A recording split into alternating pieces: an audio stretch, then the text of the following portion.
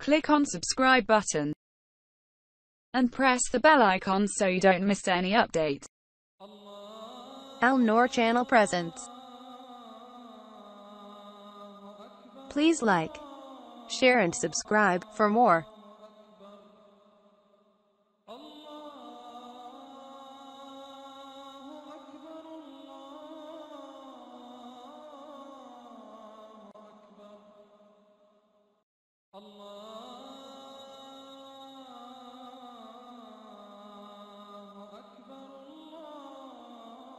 عمل کا طریقہ: اگر کسی کی اولاد بیٹا بیٹی نافرمان اور کہنا نہ مانتے ہوں تو والدین جو بہت پریشان کن حالات بن جاتے ہیں، ان کے لیے یہ عمل بہت مفید ثابت ہوا ہے۔